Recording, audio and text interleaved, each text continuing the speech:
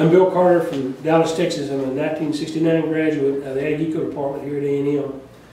And I knew about Timm before I ever got here because my brother was a sociology major. And I'll never forget that I grew up on a dairy farm, beef cattle ranch in Decatur, Texas. And so one of the things our dad would do for us would take us to the A&M TCU game every time we played in Fort Worth. Well, my brother, when he was a freshman or sophomore year, and the game was in Fort Worth, left the tickets, the football tickets, here in College Station. So he called Dr. Timm at home, and Dr. Timm, who was flying up on the president's plane, went over to his dorm room, got the tickets, and brought them up and met us in Fort Worth, Texas, at the stadium down at TCU so we could go to the game. That was my first introduction to Timm. And then when I came to A&M, I started out in liberal arts. And in liberal arts, you had to have a major, and the dean of the school thought because I had somewhat decent grades out of high school, I should go into Russian. But let me tell you something, the Corps Cadets, Spider D, and Russian just didn't mix too well, so I decided I probably needed a different major and get out of a foreign language. So I went over to another school, and I sat out front for 30 minutes. The guy looked at me, and he knew I was there and never came to see me. And then when I went to see Timm, because I thought, well, we'll talk to Dr. Timm about Ag Eco. I'll never forget, I walked into Ty's office, the secretary said, well, she called me Mr. Carter. I was a student, you know.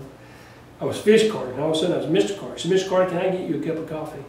She gets me a cup of coffee, and I'm not there 5 minutes. I mean, I'm not even there 2 minutes after that. And Timm, who's a giant of a man, comes out, this huge grin on his face. He said, hey, Bill. He said, I really look forward to meeting you. He said, come on in. I want to talk to you for a while. So he talked to me. When he brought me in, first thing he wanted to know about my mom and dad. He wanted to know about my brother and how they were doing, what was going on. And from that point on, I was connected to Timm for the rest of my career at Texas A&M. And from time to time, I'd get this little note that said, Dr. Timm wants to see you.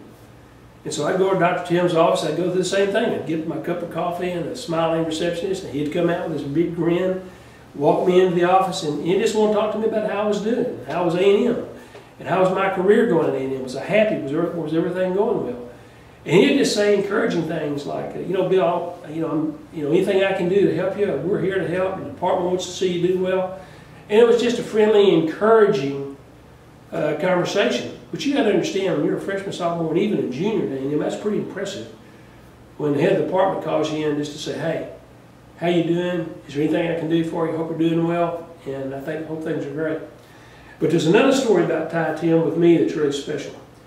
I was student body president at A&M, and we had a very contentious issue come up. And President Earl Rudder was on one side of that issue, and I was on the other side of the issue. And there was tremendous pressure on me to obviously change my position so the Senate would vote a certain way. So one day I get a note, another one of my notes says, come see Timm. So I go to Dr. Timm's office, same thing, the coffee, the smiling receptionist, and then in Ty's office. He said, Bill, he said, how you doing? I said, well, Dr. Timm, I'm doing fine. I said, you know, things are a little tense right now, but I said, I'm doing okay. And he said, well, let's talk about that for me. He said, are you sure you're doing okay? And I said, yes, sir, I'm doing fine. And so we talked for a few minutes, and I'll never forget about the next 30 seconds of the conversation. And Dr. Timm said, Bill, he said, look, he said, I know you're under a lot of pressure. And he said, I know you're getting pulled in a lot of different directions and which way you should move on this issue, on certain things here on campus. And he wasn't specific about the issue. He kept it very general. He said, I just want you to know something. He said, I believe in you. And he said, whatever decision you make, whatever you decide to do, he said, you need to know one thing. You've got one friend on this campus that believes in you. And you've got one friend that will stand behind you regardless of what happens. He said, I just want to make sure you understand that. And that was the end of the meeting. What an incredible few minutes with Timm. And so, you know, I went back and actually voted against Rudder on that thing. I was probably one of the first students ever in the history of A&M to go against the issue that we actually prevailed on. But I'll never forget those minutes in Timm's office when he said, hey, I believe in you, I'm your friend, and regardless of what happens, I'm always here for you. What a remarkable thing for a senior in college that was caught in a, nearly a no-win situation, to have that kind of that man with that, you know, seniority and respect on campus stand behind you. It was just incredible. Now later I found out, which is even more incredible, Timm was Earl Rudder's roommate here in college.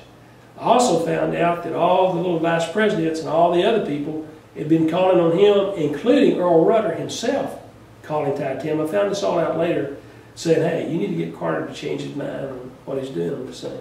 And Timm, he didn't even try to get me to change my mind. All he tried to do was tell me one thing. He didn't try to do anything. He just told me he believed in me, he thought I would make the right decision, and he wanted me to do what I thought was right.